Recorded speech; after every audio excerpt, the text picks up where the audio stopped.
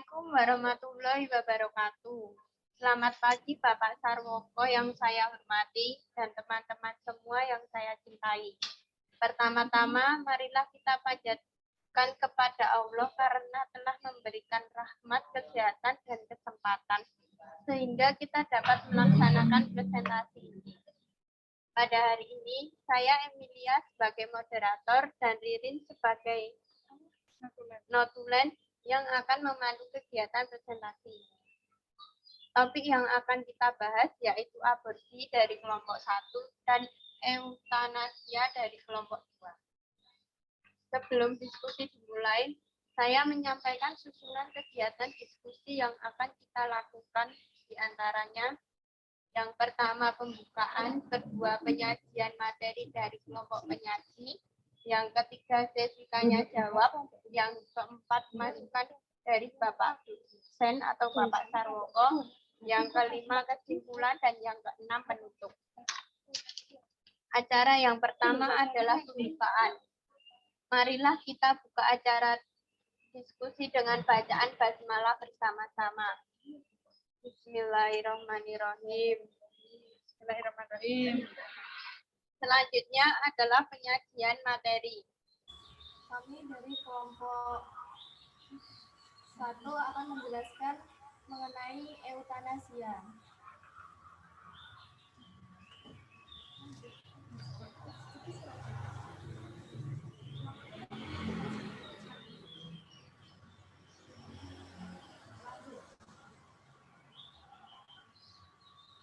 Pengertian eutanasia.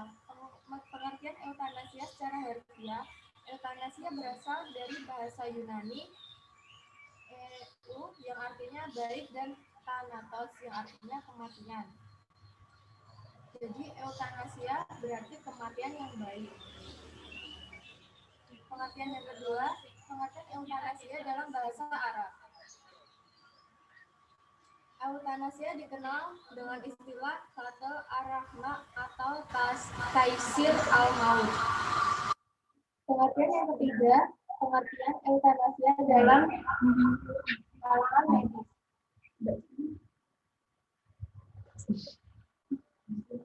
Eutanasia berarti tindakan untuk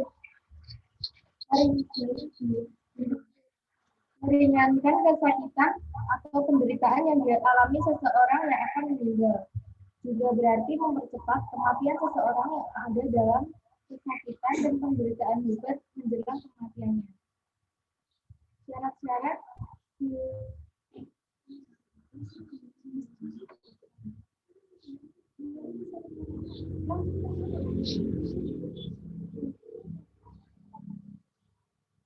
jenis-jenis eutanasia.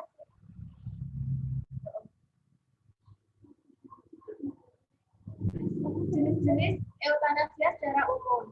1. Eutanasia aktif. Eutanasia aktif adalah perbuatan yang dilakukan secara aktif oleh dokter untuk mengakhiri hidup seseorang atau pasien yang dilakukan secara medis. Biasanya dilakukan dengan penggunaan obat-obatan yang bekerja cepat dan mematikan. 2. Eutanasia pasif. Eutanasia pasif adalah perbuatan menghentikan atau mencabut segala tindakan atau pengobatan yang perlu untuk mempertahankan hidup manusia. Sehingga jika pengobatan terhadapnya dihentikan akan dapat mempercepat kematiannya. Eutanasia voluntar. Eutanasia jenis ini adalah pengertian tindakan pengobatan atau mempercepat kematian atau permintaan sendiri. 4. Eutana involuntar. Eutana involuntar adalah jenis eutanasia yang dilakukan pada pasien dalam keadaan tidak sadar yang tidak mungkin untuk menyampaikan keinginannya.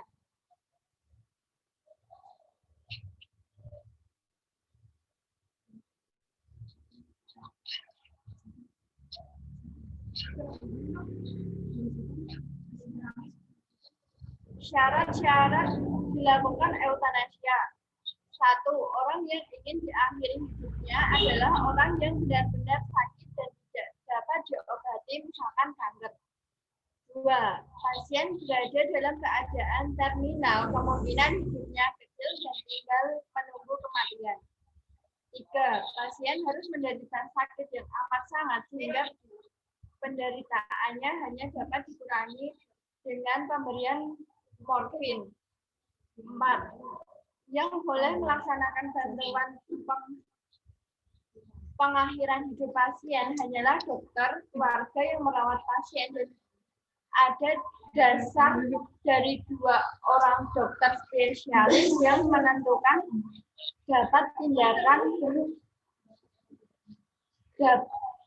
tidaknya dilaksanakan eutanasia.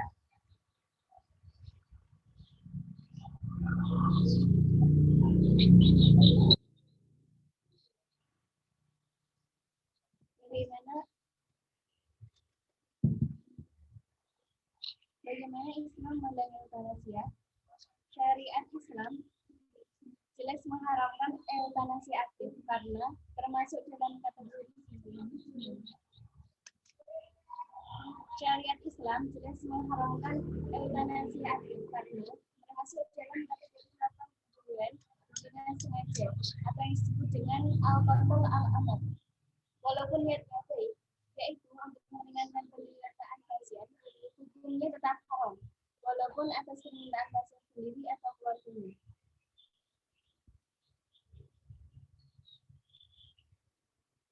Selanjutnya, dalil-dalil yang terkait dengan eutanasia. Bismillahirrahmanirrahim. La taqtulun nafsa allati haramallahu illa bil haqq. Janganlah kalian membunuh jiwa yang diharamkan Allah untuk membunuhnya, melainkan dengan sesuatu atau sebab yang benar. Quran Surat Al-An'am juz 6 ayat 151. Bismillahirrahmanirrahim. Wala taqtulu anfusakum innallaha kana bikum rahima. Artinya, janganlah kalian membunuh diri kalian, sesungguhnya Allah adalah Maha Penyayang kepada kalian. Quran Surat An-Nisa juz 4 ayat 29. Bismillahirrahmanirrahim. Allahu yuhibbu wa yuhibbu bima ta'maluna basir. Artinya, Allah menghidupkan dan mematikan, dan Allah melihat apa yang kamu kerjakan. Quran Surat Al-Imran juz 3 ayat 194. Bismillahirrahmanirrahim. Kami musyibatin muslimu illa kafaram biha annahu hatta tidaklah satu musibah menimpa seorang muslim kecuali Allah memutuskan dengan musibah itu.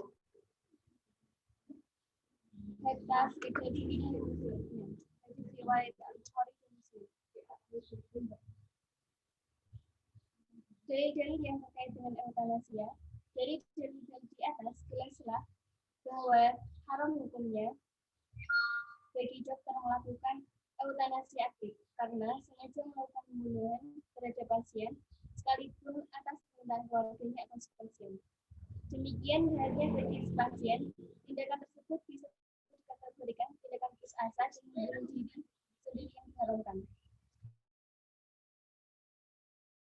Faktor pasien apabila penderita, tindakan eutanasi aktif tersebut jelas tidak diterima. Alasan ini hanya melihat aspek lahiriah atau empiris, padahal di balik itu ada aspek-aspek lain yang tidak diketahui dan terjangkau oleh manusia, yaitu pengampunan dosa. Rasulullah SAW bersabda, "La musibatin tusibul muslimu illa kafarallahu biha anhu hatta saukati yusafir." Tidaklah suatu musibah menimpa seorang muslim kecuali Allah menghapuskan dengan musibah itu dosanya hatta sekedar duri yang menusuknya. Jadi riwayat Al-Bukhari dan Muslim. Assalamualaikum warahmatullahi wabarakatuh.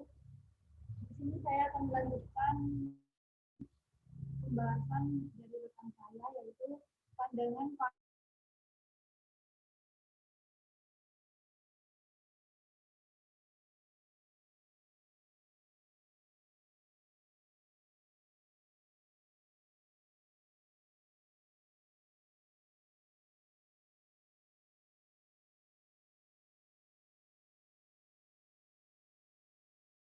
tidak bisa.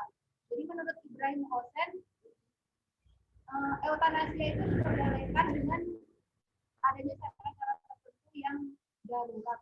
Kalau tidak sangat-sangat darurat daulat itu tidak diperbolehkan. Pendapat ini didasari oleh kaidah usul fikih al-irtifaqu aqafu doroin, melakukan yang keringan dari dua mudarat. Menurutnya, euthanasia boleh dilakukan karena merupakan pilihan dari dua hal yang buruk. Yang pertama, penderita melakukan penderitaan. Yang kedua, jika menular akan sangat membahayakan. Tidak hanya menganjurkan euthanasia pasif, tapi juga euthanasia aktif. Sedangkan Hasan Basri menentang dilakukannya euthanasia karena persoalan hidup dan mati sepenuhnya di Allah, dan manusia tidak berhak sama sekali atas perkara ini. Sedangkan penulis Majelis Ulama Indonesia, beliau telah mengeluarkan fatwa terkait pengharapan euthanasia baik aktif maupun pasif. Namun untuk euthanasia pasif terdapat pembusukan dalam kebolehannya. Bagaimana jika terdapat seorang yang tergantung oleh alat penunjuk kehidupannya, tapi ternyata alat tersebut lebih dibutuhkan oleh pasien yang lain yang memiliki peluang kehidupan yang lebih besar, dan pasien tersebut keberadaannya sangat dibutuhkan oleh masyarakat. Selanjutnya, undang-undang tentang euthanasia. Mohon maaf, interupsi suaranya kurang keras. Pasal 344 KUHP, pasal 388 KUHP, pasal 340 KUHP, pasal 359 KUHP, pasal 345 KUHP. Yang pertama, pasal 344 KUHP, barang siapa menghilangkan jiwa orang lain atas permintaan orang itu sendiri yang disebutnya dengan nyata dan dengan sungguh-sungguh, dihukum penjara selama-lamanya 12 tahun. Pasal yang kedua, barang siapa dengan sengaja menghilangkan jiwa orang lain dihukum karena dengan penjara selama-lamanya 15 tahun.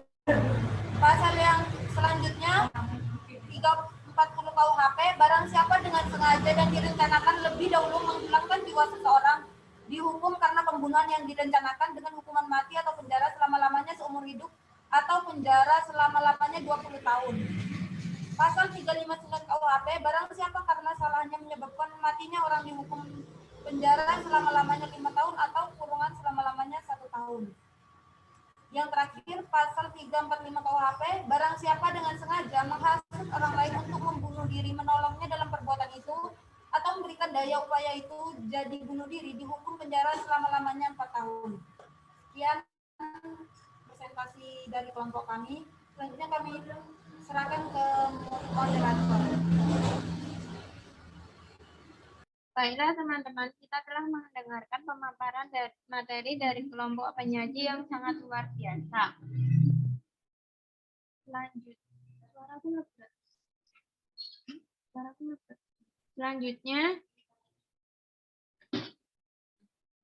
Selanjutnya adalah sesi tanya jawab. Bagi teman-teman yang mau bertanya, saya persilahkan dengan waktu 15 menit.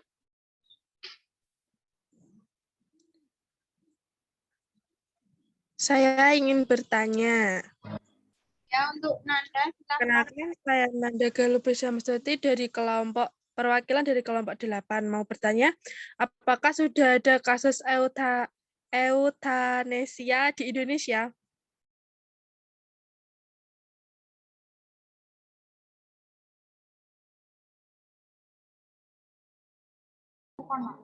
Untuk yang kedua, yang mau bertanya.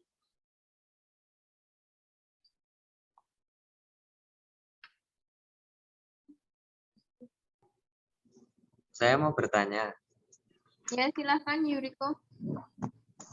Perkenalkan, nama saya Yuriko, perwakilan dari kelompok 5. Negara mana saja yang pertama kali melakukan euthanasia? Dan bagaimana pertama kali kasus eutanasianya? Bisa dipahami kelompok? Bisa. Selanjutnya. Saya mau bertanya. Silakan. Perkenalkan, saya mewakili kelompok 3 ingin bertanya. Untuk Muslim mengharamkan pelaksanaan eutanasia karena berkaitan dengan hidup seorang manusia. Lalu mengapa apa yang menjelaskan pelaksanaan eutanasia apa saja manfaat tersendiri? Terima kasih.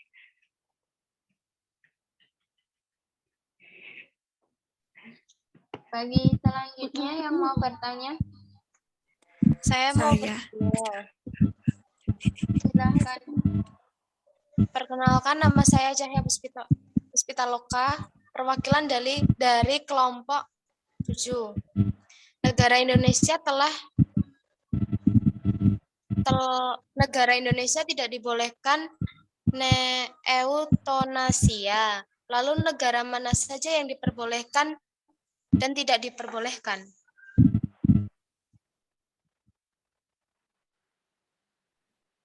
Selanjutnya, masih 2 pertanyaan lagi dari 2 kelompok. Saya Ariska Munasika dari perwakilan kelompok 6 ingin bertanya, apakah seseorang yang melakukan eutanasia mandiri bisa disebut dengan eutanasia? Terima kasih.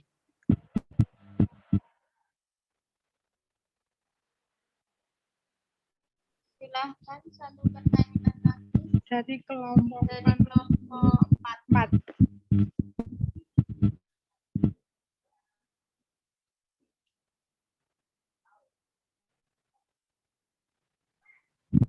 Maaf, Mbak, saya mau bertanya. Silahkan. Saya Awanda, mewakili dari kelompok 4 mau bertanya. Dari segi medis, eutanasia diperbolehkan dengan beberapa syarat. Jika dari segi agama, apa saja yang menegaskan bahwa eutanasia itu haram dilakukan?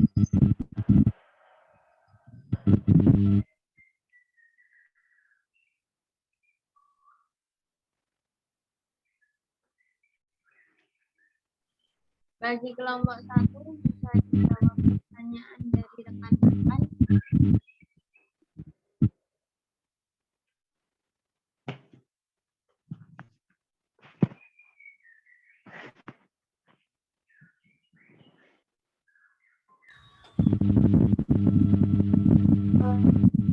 Saya akan menjawab pertanyaan dari Mbak Nanda.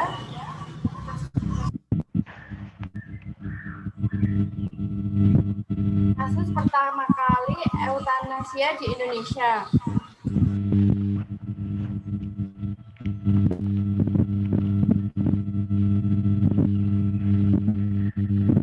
Kasus pertama kali di Indonesia adalah seorang dokter di Belanda mengeutanasi.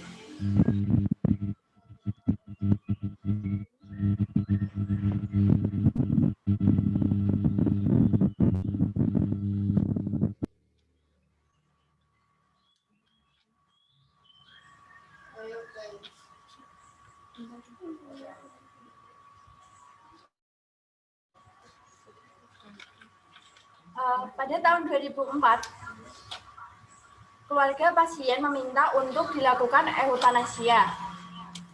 Tetapi pihak rumah sakit menolak mengajukan tersebut. Jadi belum ada kasus eutanasia yang ada di Indonesia.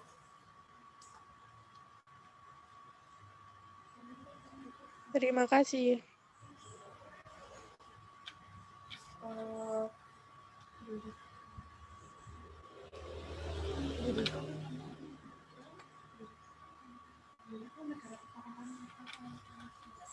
Saya akan menjawab pertanyaan dari Yuriko. Kasus negara mana yang pertama kali melakukan eutanasia dan kasus pertama kali eutanasia? Pada tanggal 10 April 2001, Belanda menerbitkan undang-undang yang mengizinkan eutanasia. Undang-undang ini dinyatakan efektif berlaku dari 1 April 2002. Dan kasus pertama kali adalah seorang dokter di Belanda yang mengeutanasiakan pasien yang mengidap demensia parah yang berusia 74 tahun. Dokter mencampurkan obat bius ke dalam kopi tanpa sepengetahuan pasien ataupun keluarga. Jadi itu kasus pertama yang ada di negara. Kepada Yuriko, apakah sudah puas dengan jawaban? Sudah, terima kasih. Baiklah, silakan nomor 2 untuk menjawab pertanyaan selanjutnya.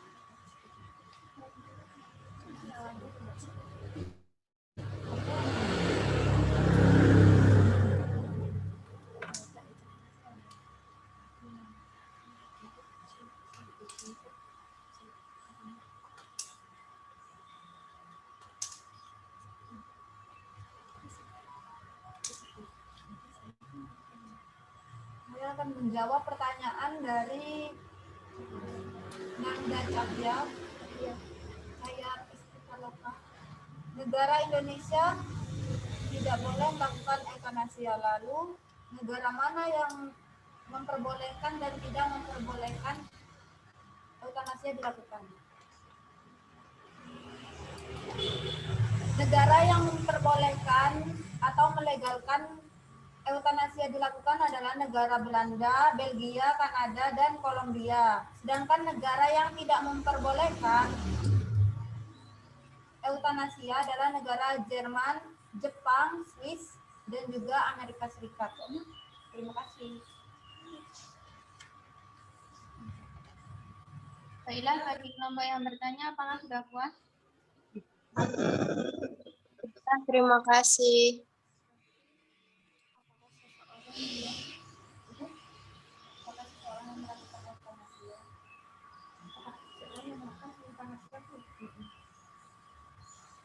Selanjutnya dari kelompok 1 bisa menjawab pertanyaan selanjutnya. Kami akan menjawab dari saudari Awanda.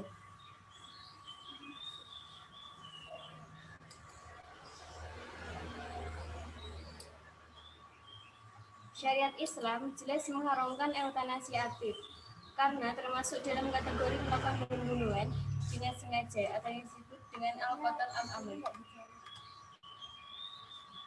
Dan dalil yang menjelaskan dan menegaskan bahwa euthanasia adalah haram, yaitu telah dijelaskan dalam surat Al-An'am juz 6 ayat 91, yang artinya, janganlah kalian membunuh jiwa yang diharamkan Allah untuk membunuhnya, melainkan dengan suatu atau sebab yang benar.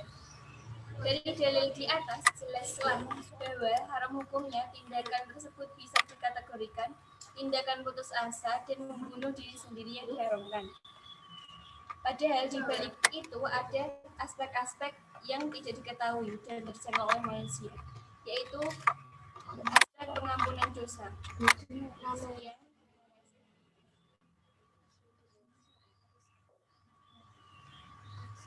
Bagi kelompok bertanya, apakah sudah puas?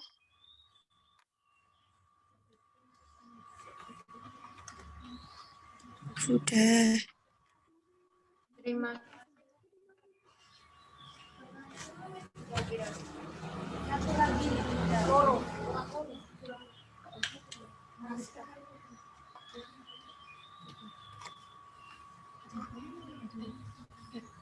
Pertanyaan yang belum terjawab masih waktu yang tersisa 5 menit ya.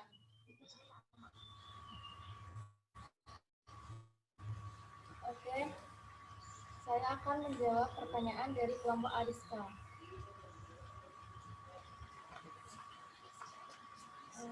Apakah seseorang yang melakukan euthanasia mandiri bisa disebut euthanasia? Seperti yang telah disebutkan sebelumnya, euthanasia hanya dilakukan untuk orang yang sakit parah dan menderita. Sedangkan praktik yang lebih layak disebut sebagai bunuh diri karena dilakukan tanpa alasan kesehatan. Dan itu biasa dilakukan oleh mereka yang sudah tidak memiliki alasan untuk hidup atau putus asa, namun praktiknya diawasi oleh dokter. Apakah sudah paham, kelompok Ariska? Sudah, terima kasih.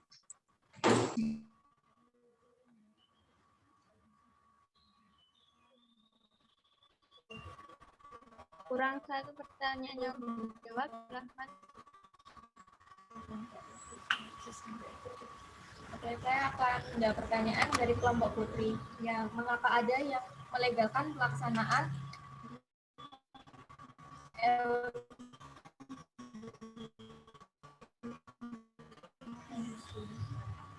untuk karena berkaitan dengan hidup seseorang manusia. Di negara yang melegalkan eutanasia menganggap bahwa dengan dilakukan eutanasia justru bermanfaat bagi klien. Dilihat dari segi ekonomi, apabila keadaan ekonomi keluarga pasien kurang mampu untuk melanjutkan pengobatan, mereka menganggap bahwa dengan melakukan eutanasia, mereka tidak begitu keberatan dengan biaya pengobatannya. Dilihat dari segi kesehatan dan mental pasien tersebut sudah benar-benar kondisi yang tidak memungkinkan lagi, mereka menganggap salah satu upaya sang pasien ialah agar tidak kesakitan terus-menerus, maka dilakukan eutanasia. Apakah sudah jelas? Terima kasih.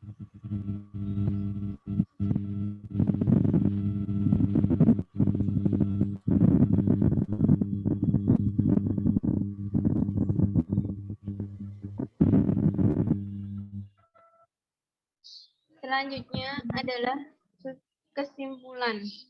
Kesimpulan dari kelompok aborsi adalah berakhirnya suatu kehamilan oleh akibat tertentu sebelum janin mampu hidup di luar kandungan. Aborsi menurut agama adalah haram hukumnya. Tetapi menjadi diperbolehkan jika keberadaan janin di dalam perut ibu akan mengakibatkan kematian dari salah satu keluarganya. Dengan catatan bahwa aborsi ini dilakukan sebelum usia kandungan 40 hari.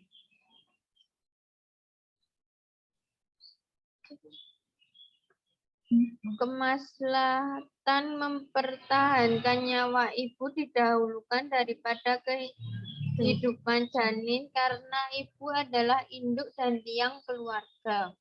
Yang selanjutnya, hikmah adanya larangan aborsi adalah resiko dan bahaya yang ditimbulkan secara psikolog dan sosial. Untuk kesimpulan dari kelompok eutanasia, menurut kalangan medis, eutanasia berarti tindakan untuk meringankan kesakitan atau penderitaan seseorang yang akan meninggal, dengan berbagai syarat yang harus dipenuhi dulu. Yang menurut Islam, eutanasia mengharamkan eutanasia aktif karena dianggap membunuh yang disengaja.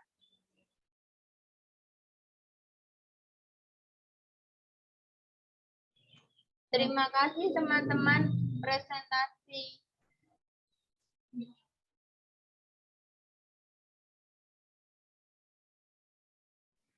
Acara selanjutnya adalah penutup. Saya ucapkan terima kasih bagi teman-teman yang sudah ikut serta dalam presentasi hari ini. Bila ada kekurangan kata, mohon maaf yang sebesar-besarnya. Marilah kita tutup acara presentasi ini dengan bacaan hamdalah bersama-sama. Alhamdulillahirrahmanirrahim. Amin. Wassalamualaikum warahmatullahi wabarakatuh. Waalaikumsalam. Terima Terima kasih.